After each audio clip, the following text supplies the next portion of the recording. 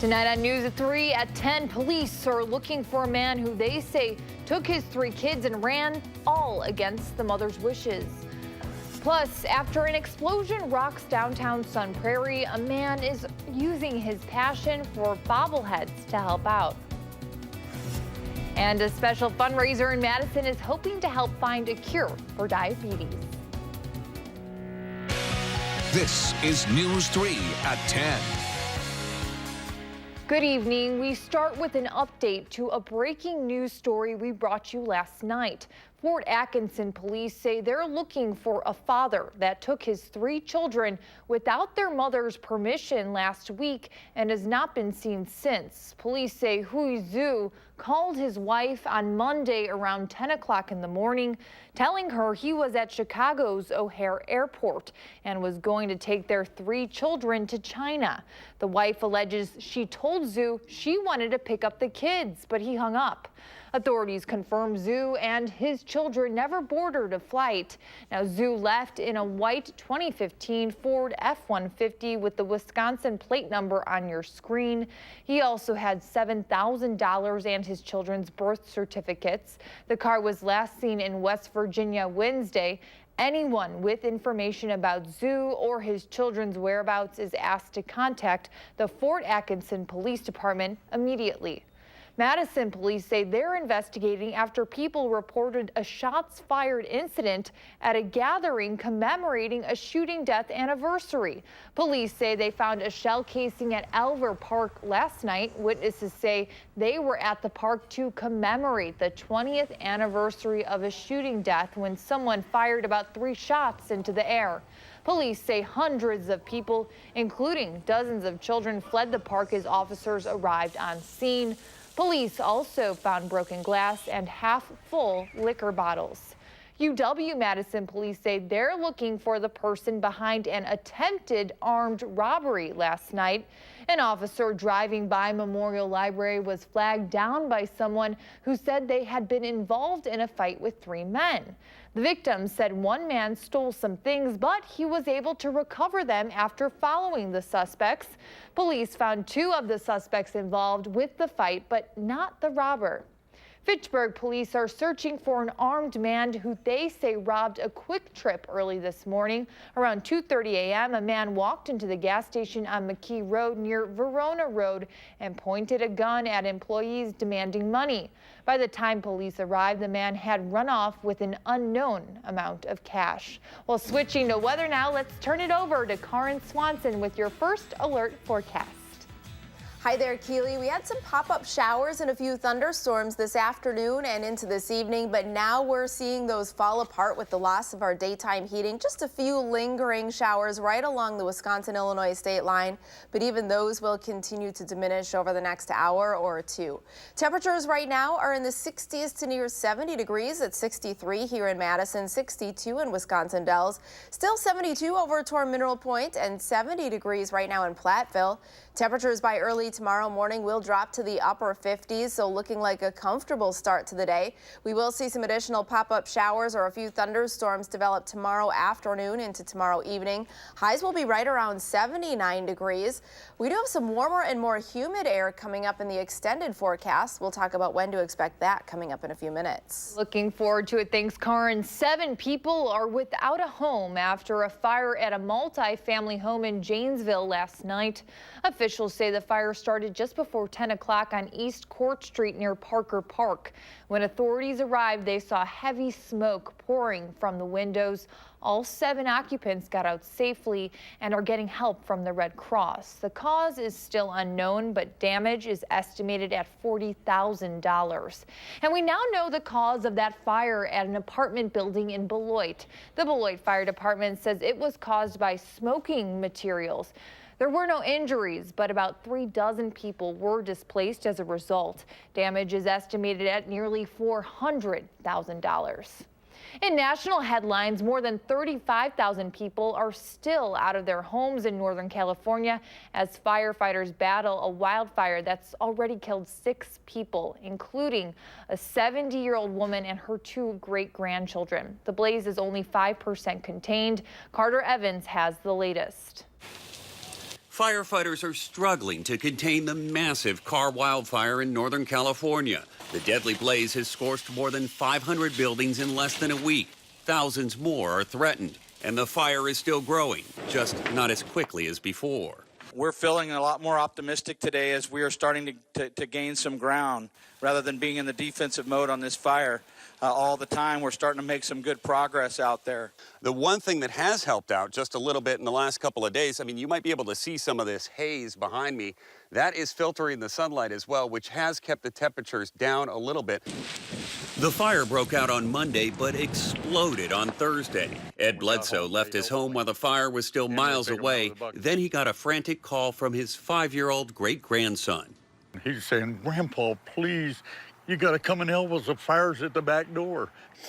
I said, "I'm right by you, honey. Just hold on. Grandpa's coming." Bledsoe tried to rush home, but the roads were blocked. He was unable to reach his wife and 2 great-grandchildren before they died. Did you get any sort of evacuation warning? Nobody told us nothing. If I'd had any kind of warning, I'd have never, ever left my family in that house. Crews near Redding are still dealing with dry conditions and gusty winds. Fire officials say it's still too dangerous for most evacuated residents to return home. Carter Evans, CBS News, Redding, California. Now, that fire near Redding is just one of multiple large fires burning in California. A manhunt is underway for 2 men accused of killing 3 people and injuring 7 others in New Orleans. Authorities say the 2 men opened fire into a crowd outside a business about 3 miles from the famous French Quarter. They say the suspects walked up to a crowd gathered at a strip mall, approached the victims from behind, and fired multiple rounds, quote, indiscriminately. 2 men and a woman died at the scene. Police are now making a plea for help. A lot of people we know saw what happened, heard what happened, and we need more than anything for people to come forward. The motive for the shooting is still unclear. New tonight at 10, several employees at a Wisconsin frozen foods plant were taken to the hospital after an ammonia leak inside the building. More than 100 emergency crews responded to Bird's Eye Foods in Darien around 5:15 this morning. That's in Walworth County. 15 employees were injured and 75 others were medically evacuated before being released. The sheriff's office says the EPA has been notified and that there is no danger to area residents. Wisconsin Senator Ron Johnson was on CBS's Face the Nation this morning talking about President Trump's $12 billion farmer aid program proposal. Its aim is to help farmers who are struggling as a result of a trade war. Senator Johnson is critical of those tariffs. Sanctions targeted individuals, the oligarchs, the kleptocrats. That would be far more effective than the types of sanctions, for example, that reduce American businesses' influence in Russia. Johnson went on to say he hopes the aid program never goes into effect because it would, quote, be a mess. In Green Bay, Governor Walker announced a change in Wisconsin's healthcare system. This afternoon, he announced the federal government has granted his request to offer a reassurance program. It's designed to lower premium rates for most people in the individual market in 2019. The federal waiver will allow Wisconsin to offer a $200 million reinsurance program. He says it will stabilize the market and attract more providers to private marketplaces. Part of the key with this is working with insurers and others who said they would respond by more re-entering the marketplace and by looking to engage in this program. The governor says premiums will drop an average of 3.5% in 2019. The decrease comes after a 44% jump this year. Wisconsin Democrats say today's announcement does nothing to help those who do not participate in the health exchange. A Sun Prairie man is taking his passion for bobblehead figurines and using it to raise money for those affected by this month's explosion in Sun Prairie. Brian Rathbun is a Sun Prairie native who has been collecting bobbleheads for a few years now. When the explosion happened downtown, Rathbun was evacuated from his home for a night, and seeing the impact firsthand, he decided to take action. He connected with the online bobblehead community and raffled off donated bobbleheads. Pretty cool thing that something as little as bobbleheads can bring people together and really just great for the community of Sun Prairie, and it's great for the bobblehead community. Over 700 people from around the country made donations. Funds are going to the Bank of Sun Prairie Relief Fund. Well, stay with us. Next on News 3 at 10, a fundraiser for the dogs that keep Madison safe. Plus, another fundraiser hopes to find a cure for type 1 diabetes.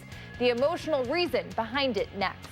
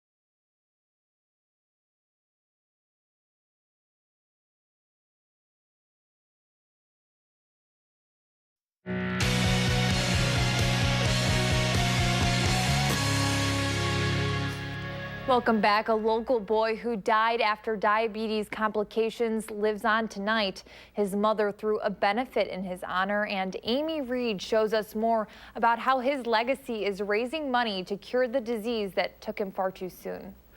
Yeah, Jesse Allsweger passed away 8 years ago, and since then his mom has held Jesse Palooza. There's live music, a silent auction, and a raffle. All the money going to 3 organizations that help children with type 1 diabetes.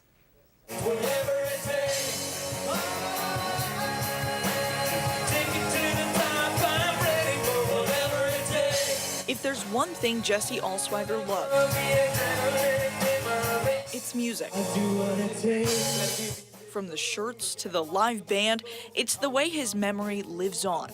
Music and giving back. We put this on not only to raise funds for multiple charities in the diabetes world, but also most important to me is to remember my son's spirit and who he is and what he still does today for diabetes. Everyone out here is a volunteer, everything a donation. It brings the most back to the organizations working to find cures for a disease that took Jesse too young. It always has been more than Jesse. Nearly everyone here has been touched by Jesse before or after his passing. The lead guitarist remembers the music lessons he gave almost a decade ago. Jesse was one of the kids that, I'll remember for the rest of my life. The music he plays, a reminder and a way to heal. Music helps a lot of stuff, and that was definitely one of those situations. Though it's been 9 years.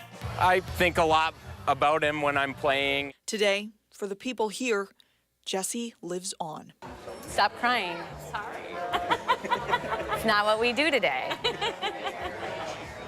It's really about, for me, it's all about celebrating who he is and who he was, and I... Stop it! I'm very proud of him. Every year, Jesse Palooza has new shirts, but the company that makes them was actually damaged in the Sun Prairie explosion, so this year they also collected donations to help that company out. Thank you so much, Amy Reed, reporting for us. Well, some good news tonight in the fight against Alzheimer's and dementia. A study presented at the Alzheimer's Association this week suggests getting your top blood pressure number down to 120 instead of 140 can reduce the chances of developing mild cognitive impairment and dementia. This is the first time doctors have been able to use a clinical trial to show that managing blood pressure can reduce a person's risk of cognitive impairment. The Alzheimer's Association was in Verona today raising money to help continue their efforts. The organization held a fundraiser at Fisher King Winery today. 50% of all winery sales went to the Alzheimer's Association of South Central Wisconsin. That money will be used for research as well as support groups for friends and family of those with the disease. A lot of people come to us in times of sometimes disbelief, and they're kind of struggling with deciding if it's time to quit their job to be a caretaker and things of that sort. So a lot of times we're there for really just care and support to really motivate and keep people going. The organization also hosts a Walk to End Alzheimer's. News 3 proudly sponsors that event. This year it'll take place October 7th at James Madison Memorial High School. Well, it was a tail-wagging good time at the Wisconsin Brewing Company today. Madison's police canine unit and the community celebrated Sunday Fun Day to support Capital Canines. It's an organization that raises money for the Madison Canine Unit.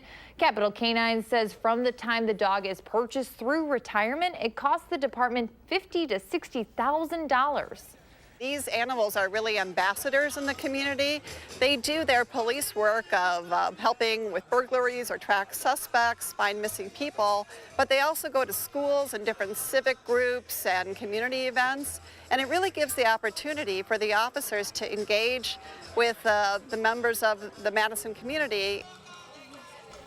Capital Canine's big fundraiser, the Dog Paddle, takes place Sunday, September 8th at Goodman Pool. Well, whether you were a dog or a person, weather was pretty good overall. Karen Swanson joining us now. It was a beautiful weekend. We had some repeat days yesterday into today, the sunshine in the morning, and then just those pop-up showers and isolated thunderstorms this afternoon and into this evening as well. But now we've been losing some of that daytime heating, also losing some of those showers and thunderstorms as well. Just a few lingering right down to the south along the Wisconsin-Illinois state line, but those will continue to fall apart as well over the next couple of hours. Our time lapse today here in Madison shows some of those mostly clear skies this morning. Then you can see those clouds popping up this afternoon, and there come those showers late this afternoon. Not everyone got wet, but there you can see a rain shaft off to the west of Madison with some of those pop-up showers and thunderstorms this afternoon.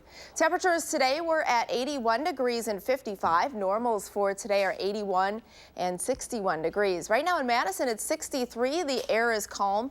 The air pressure is rising. Temperatures elsewhere are in the 60s to just into the low 70s. 71 right now in Monroe, 63 in Watertown at 61 degrees in Wisconsin Dells.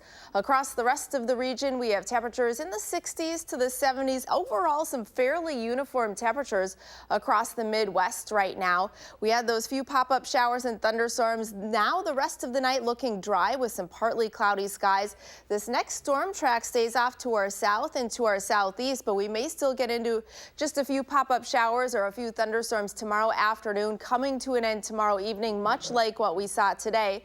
And then just kind of a repeat then into Tuesday with some of those spotty shower chances again for the afternoon and evening. Eventually, this cold front that moves through later on Wednesday into Wednesday night, bringing us more numerous showers and thunderstorms. Tonight, 58 degrees with partly cloudy skies. For the rest of the night, any of those lingering showers will come to an end over the next couple of hours. 79 degrees tomorrow, partly sunny. Then those spotty showers or a thunderstorm will develop for the afternoon and then come to an end into tomorrow evening. Here's how that looks on our future track forecast. You can see some partly cloudy skies through the night. Those temperatures dip back to the upper 50s by early tomorrow morning. And then here you can see just those very spotty rain chances developing tomorrow afternoon.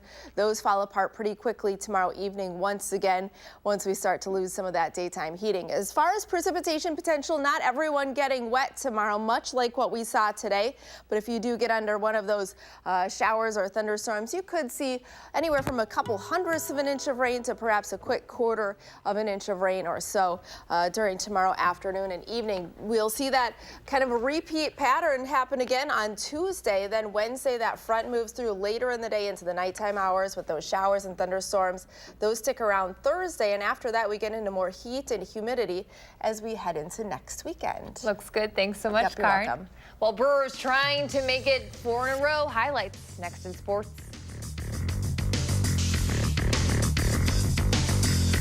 News 3.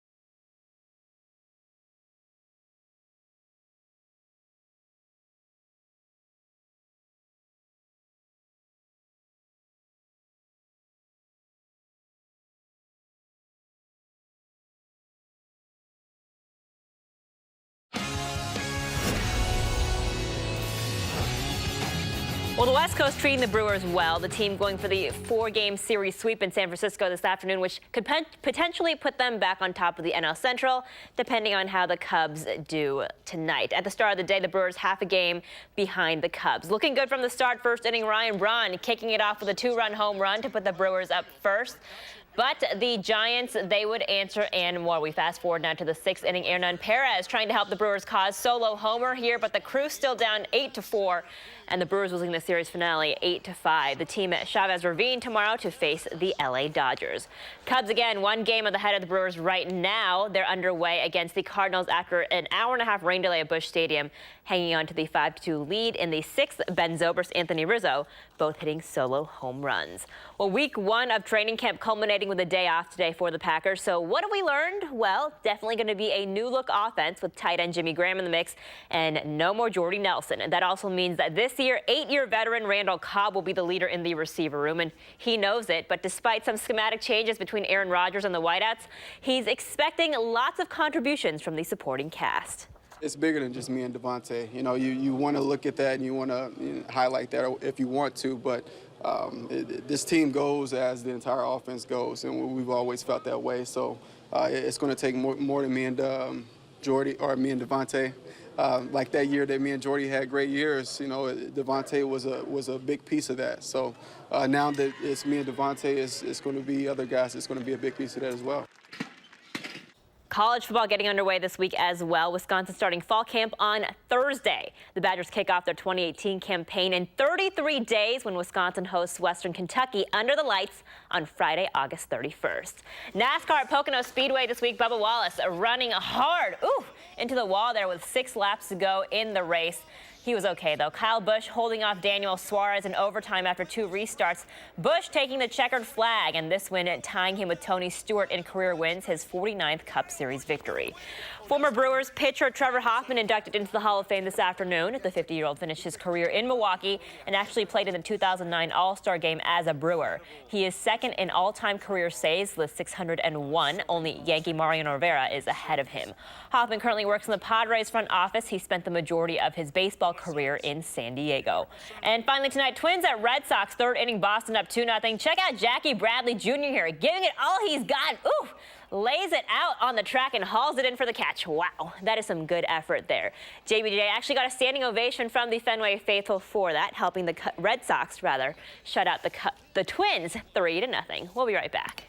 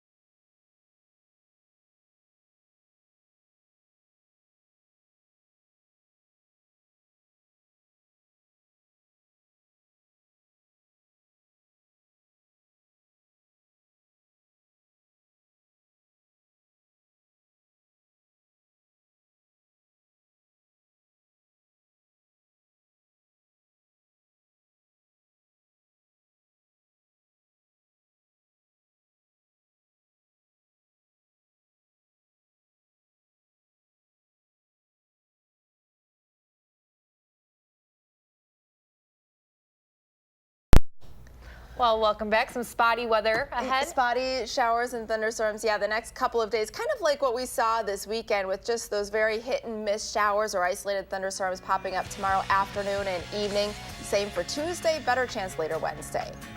Thanks for watching.